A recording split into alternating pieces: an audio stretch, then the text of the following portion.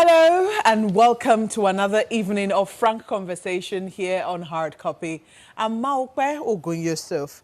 Now, a little over 2 years ago, I interviewed Osita Chidoka, a former Minister of Aviation and a former Corps Marshal of the Federal Road Safety Corps. In that interview, we touched primarily on democracy and how it has served Nigeria. A lot has happened since that conversation. First, agitations from the indigenous people of Biafra, that's IPOB, which were at a high then, have since calmed down somewhat. Ahmed Makarfi emerged victorious from a leadership tussle within the People's Democratic Party, which has since survived another round of internal and external elections, should we say general elections.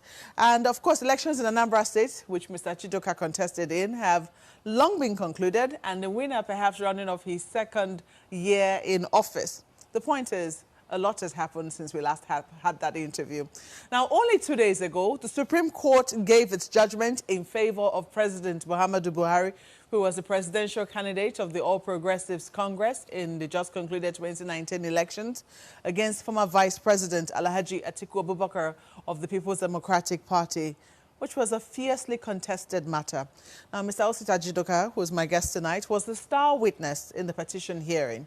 He served as the PDP's National Collation Agent at the National Collation Center for the elections, and also served as the head of the PDP Situation Room for the election. Now, this evening, we continue on our trail of thought from our interview with Babatunde Fashola, SAN, asking about the future of this country, even from the perspective of one who's recently lost elections and at the Supreme Court as well. Osita Chidoka, welcome once again to Hard Copy. Thank you. Well, the elections have come and gone. They have been contested, and they have also been taken to court, and the Supreme Court has ruled not in your favor. How do you feel? Well, for me, I think that the election has come and gone. And we're Democrats. Alhaji Atiku Abubakar is a Democrat. Governor Peter Obi is a Democrat. We accept the decision of the Supreme Court. We think it's a strange decision. We're yet to see the reasoning behind that judgment. We hope that someday we will be able to see that reasoning and understand how they saw the petition. But for me, the key issue is about the building of institutions in Nigeria. In 2003, when it was very unlikely that General Buhari would defeat Obasanjo in an election, at the appeal court, there was a minority judgment by the Nigerian's current High Commissioner to the UK. In 2011, there were minority judgments in an atmosphere where many people in the country said, there was no way he could have won the election because he didn't even have the national spread. Even on his days at CPC, he had minority judgments led by Oguntade, and we had, and to suddenly come to a situation where no judge sees merit to a petition to the fundamental issues raised at that petition. Strange to me. Do you already have that? Do we already have that? It's a unanimous decision. Yes, it was all of them. I was in court. All of them said, I agree to the decision. So, as I said, it's behind us. We're looking forward. PDP has taken the very next steps. The chairman will be unfolding a series of programs that the PDP is getting involved with, our online registration, restructuring of the party, rebuilding our party infrastructure down all the way to the ward level, down to the polling unit levels. That will take us some time, keep us engaged, enhance internal democracy in the PDP, rebuild the institutions of the PDP to make sure that we have a party that will be ready to confront another election and other elections. I mean, we have Bayelsa, we have Kogi coming, and then, of course, other states before the 2023 election. That said, it is important that there is the electoral bill, the amended electoral bill is signed into law. In 2017, it's very interesting that you talk about building the party and building, the structure and building institutions, especially for your party, as not just for the elections that are coming up in Kogi and Bayelsa and perhaps Edo State, but up until 2023 and perhaps beyond as well. some people will argue that as of 2017, your party was not together. You were facing a Supreme Court judgment at that time, Ali Modu Sherif versus Ahmed Makarfi, and that even after that, there was internal wrangling for the PDP, especially for the emergence of the chairman of the party. And I think even up until you went to the polls, there were still, you know, conjectures as to whether or not the party was entirely together, supported by, you know, the governors of the PDP, so to speak. Would you really say that it was your party had really recovered when you went into the polls in 2019? Guess what? We had recovered. Fundamentally, look at the primaries of the PDP in Port Harcourt. It was adjudged free and fair.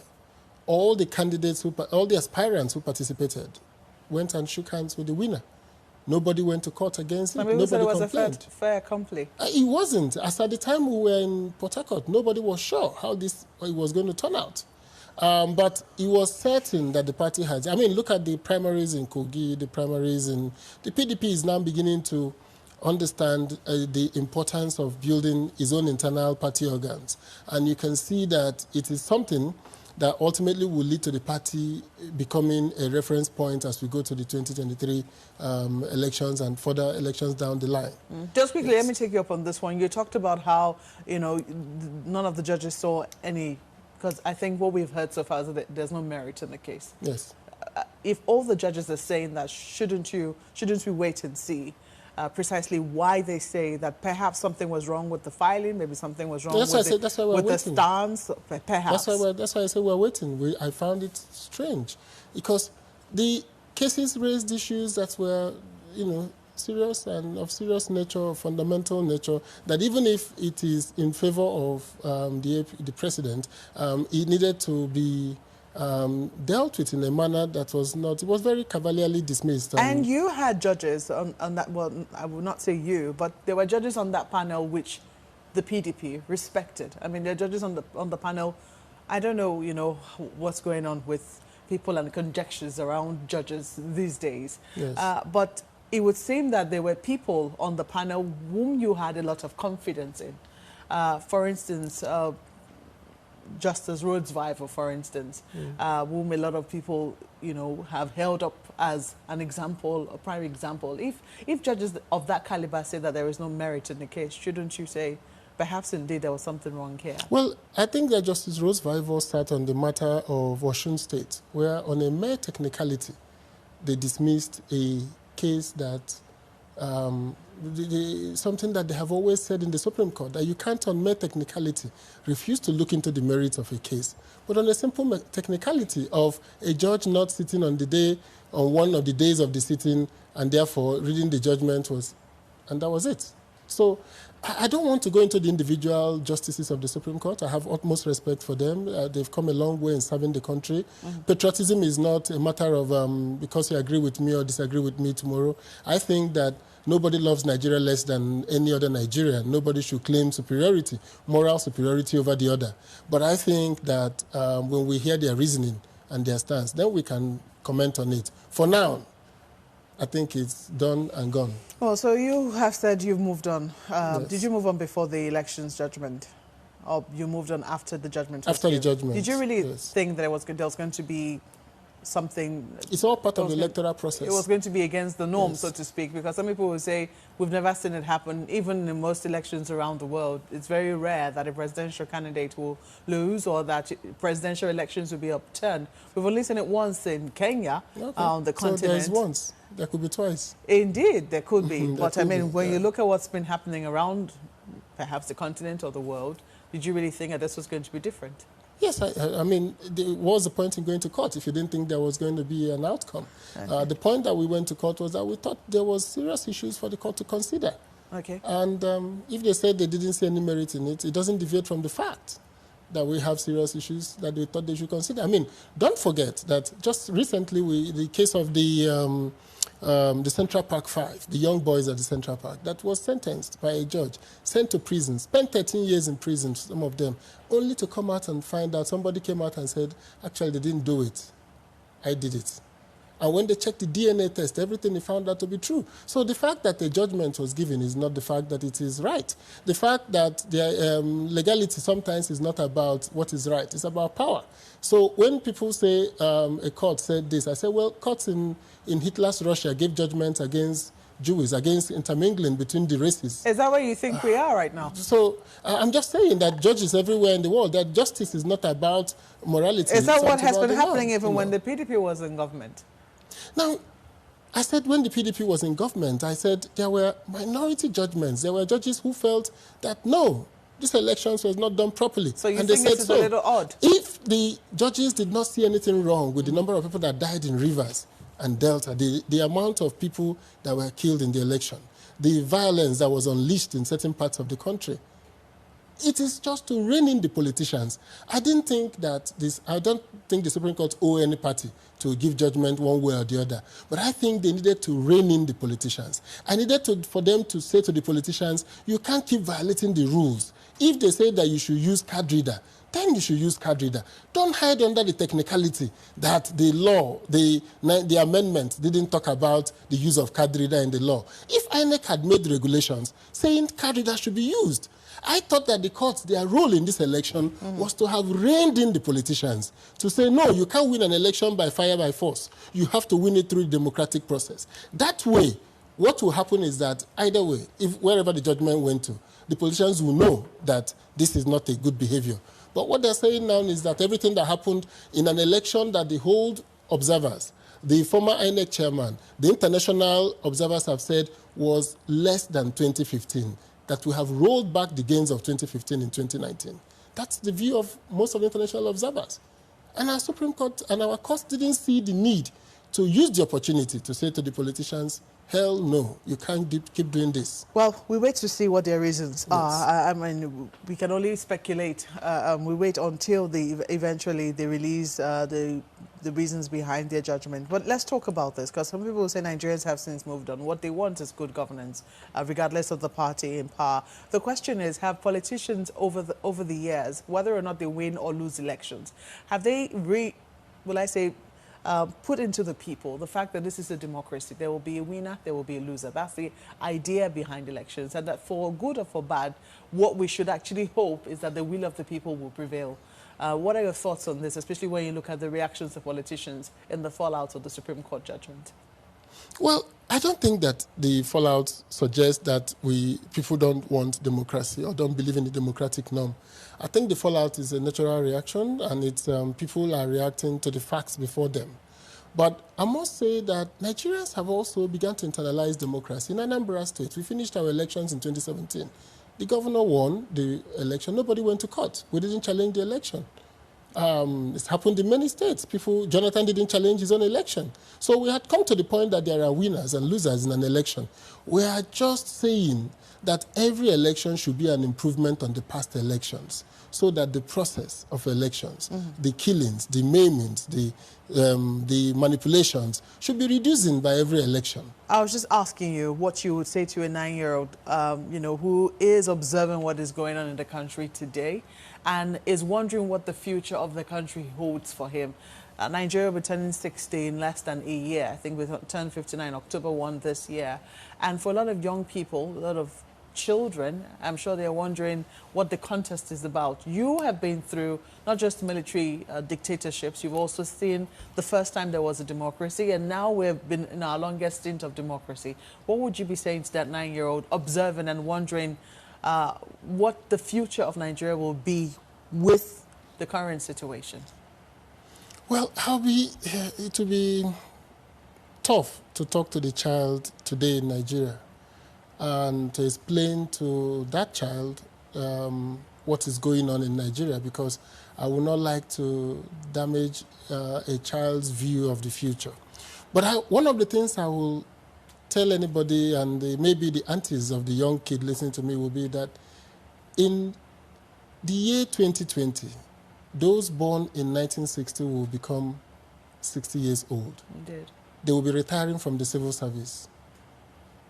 The independence children have ended their run in the public sector. They will end it next year.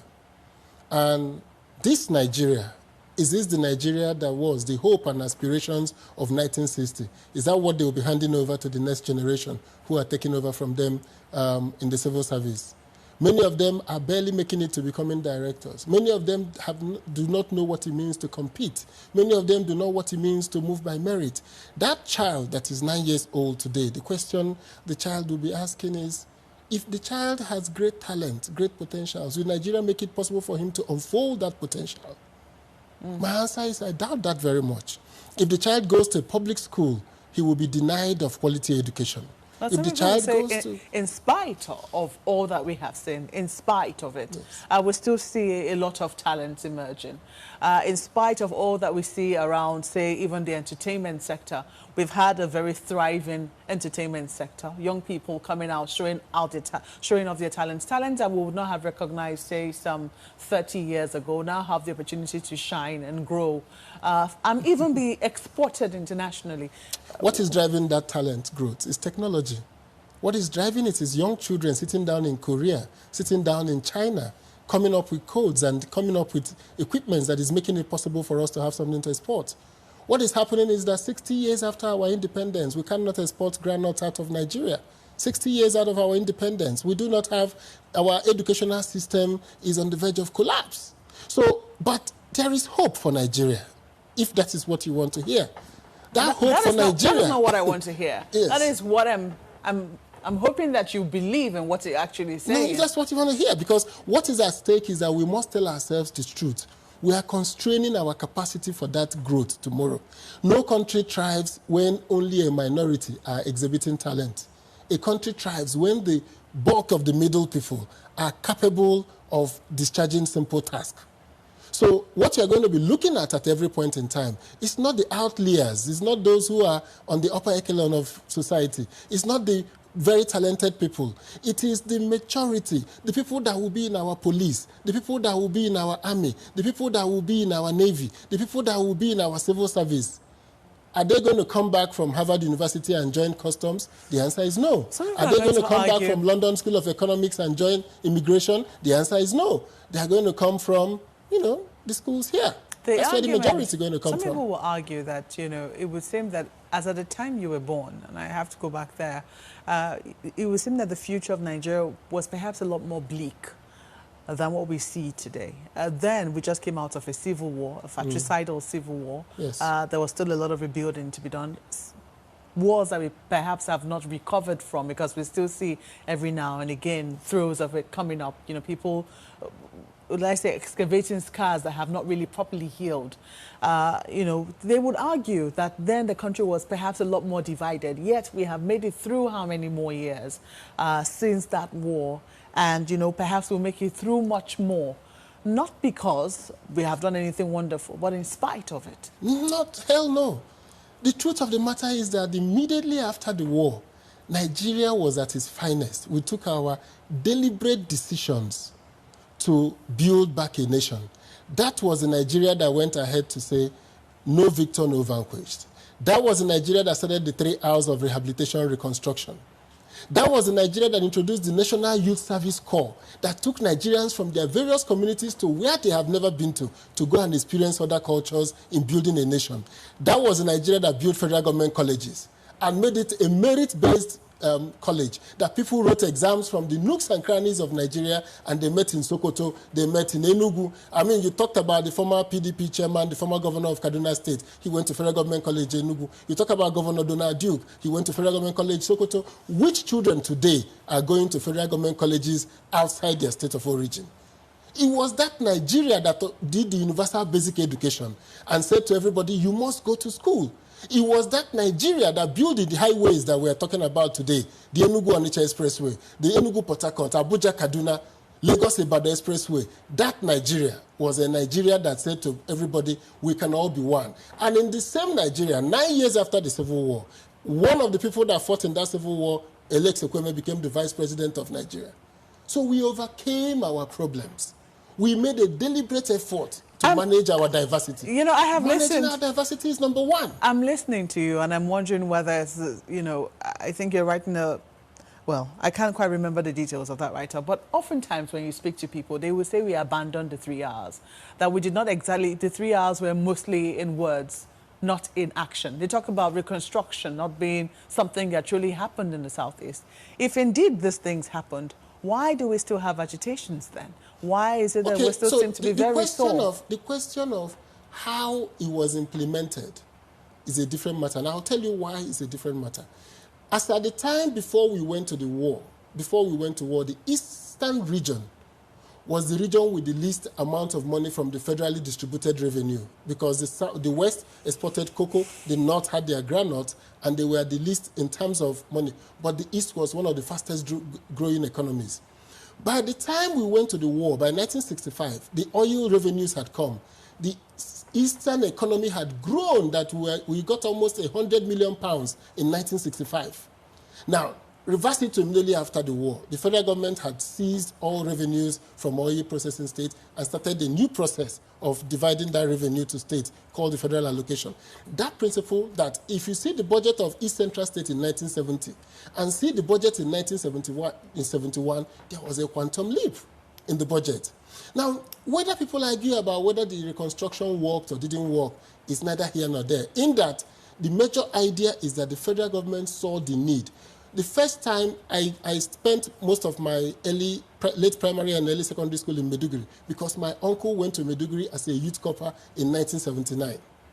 So the country had a sensing that we need to build a nation. Now, whether the policies worked, and what killed it mainly, it was our military rules and policy somersaults, until such a point when we started removing merit as the basis of bringing people to federal colleges, having people to go and monitor their posting at NYSC to change the postings and all that. All that came in. But what I'm saying is that at every time, the country sets a reset button.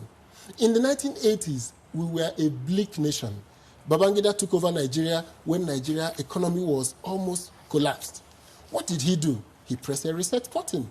We did the structural adjustment program. Now, whether the structural adjustment program was a success is neither here nor there. What was important was the realization that government cannot continue being in business. So let me quickly bring this in now. Some people will argue that in 1999, perhaps we pressed another reset button. And some people will argue again that perhaps in 2015, we pressed another reset button. Would you agree with them? No. In 2015, we regressed. In 2015, you don't agree? Yes. In 1999, there was not a reset button. In 1999, the military, seeing that there was no way they could keep on holding power, the way the world has changed. It wasn't Abacha's a reset button. Was it a reset Abacha's button? death was a natural cause. If Abacha had been alive, maybe we will not be telling this story today. But let's say that we moved. But we have to go. We totally have to go. I just wanted to know if you agreed, yes or no, whether we pressed the reset button in 1999. Did we? Yes, we did. We pressed the reset button. But we haven't pressed any button since then? No, we haven't pressed any button. We continued with privatization in 99. We pushed away the economy forward. Mr. Chidoka, we're totally out of time. We have to thank you for coming on Hard Copy. We wish we had so much time to keep talking about this, but it's a conversation we intend to continue, and we're hoping that you will stay with us and send your thoughts to us so we can read your mails. But we have to thank you for watching tonight. Thank you. I'm Maupe Ogunyusuf. Good night.